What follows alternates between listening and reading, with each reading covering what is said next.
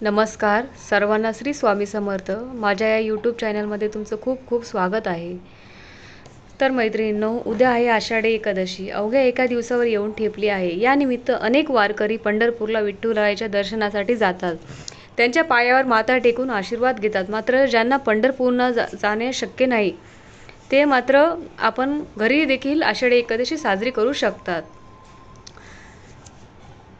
वर्षभरातील 24 एकादशीमध्ये आषाढी एकादशीला खूप महत्त्व आहे। आषाढ महिन्यातील शुक्ल पक्ष एकादशीला तिथीला आषाढी एकादशी म्हणतात। या एकादशीला देवशयनी आषाढी एकादशी सुद्धा म्हणतात। आषाढ महिन्यातील शुक्ल पक्षातील एकादशीला भगवान विष्णू 4 महिन्यातील योग निद्रेत जाऊन झोपी जातात। या काळात कुठलेही शुभ कार्य होत नाहीत। भगवान विष्णू 4 महिने झोपतात म्हणून याला चातुर्मास असेही म्हणतात। आषाढी एकादशीचा दिवस सर्वांसाठी खास असतो। वारकरी संप्रदायासाठी तर ही तर दिवाळी इतकाच मोठा असतो। महाराष्ट्रात लाखो वारकरी चालत जाऊन पंढरपुराच्या विठुरायाच्या चरणी नतमस्तक होऊन आशीर्वाद घेतात। तसेच या दिवशी मुख्यमंत्र्याच्या हस्ते विठ्ठल रुक्मिणीची सुद्धा शासकीय महापूजा होते। पण काही असेच लोक असतात ज्यांना काही कारणामुळे पंढरपूरला जाणं शक्य होत नाही। मात्र या शुभ दिवशी तुम्ही घरच्या घरी विठुरायाचं नमन पूजा करू शकता आणि घरच्या घरी देखील आषाढी एकादशी साजरी करू शकता। तिथीनुसार आषाढ शुक्ल एकादशी अर्थात देवशयनी एकादशीचे व्रत उद्या बुधवार 17 जुलै रोजी करण्यात येणार आहे। अशी एकादशी आपण उद्या साजरी करा।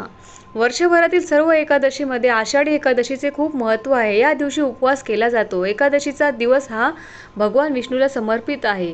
आजच्या दिवशी विठ्ठलासह भगवान विष्णूचीही उपासना करावी। सकाळी आंघोळ करून देवाजवळ दिवा लावावा, उदबत्ती धूप निरंजन लावावे, त्यानंतर मनोभावे देवाची पूजा करावी। देवांना आधी शुद्ध पाण्याने स्नान घालावे, त्यानंतर पंचामृताने स्नान घालावे, परत शुद्ध पाण्याने स्नान घालून स्वच्छ वस्त्राने पुसून देवांना देव्हाऱ्यात ठेवावे। त्यांना अष्टगंध अथवा कुंकू लावावे, पिवळी फुलं तुळस वाहावी। एकादशीच्या दिवशी देवांचा उपवास असतो, त्यामुळे देवाला उपवासाच्या पदार्थाचाच नैवेद्य दाखवावा, देवाची आरती करावी आणि सुख समृद्धीसाठी मनोभावे देवाकडे प्रार्थना करावी। घरच्या मंडळींना प्रसादाचे वाटप करावे। शक्य झाल्यास जवळ विठ्ठल मंदिराच्या दर्शनासाठी जावे। एकादशीच्या दिवशी पूर्ण वेळ उपवास केला जातो। या दिवशी उपवास केल्याने अक्षय फळ प्राप्त होते। एकादशीच्या दिवशी ब्रह्मचर्याचे पालन करण्याचा सल्ला धर्मशास्त्रात देण्यात आलेला आहे। धार्मिक मान्यतेनुसार एकादशीचे व्रत हे सर्व मनोकामना पूर्ण करणारे आहे। या दिवशी नियमानुसार पूजा व दान केल्यास अक्षय पुण्य प्राप्त होते। या दिवसापासून चातुर्मासही सुरू होतो, त्यानंतर कोणतेही शुभ कार्य करण्यास सक्त मनाई आहे। धार्मिक शास्त्रानुसार या दिवशी काही काम करण्याचा सल्ला देण्यात येतो।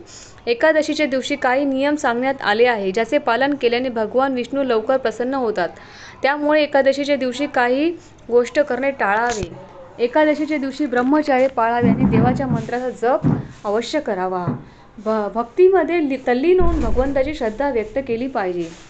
तामसिक आहार दूर ठेवावे।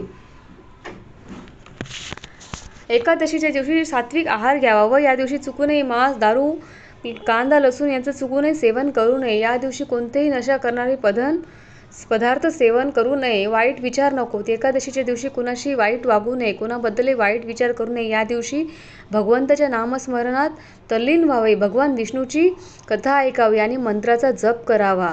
हा व्हिडिओ जर आवडला असेल तर व्हिडिओला लाईक करा, शेअर करा, सबस्क्राईब करा। श्री स्वामी समर्थ।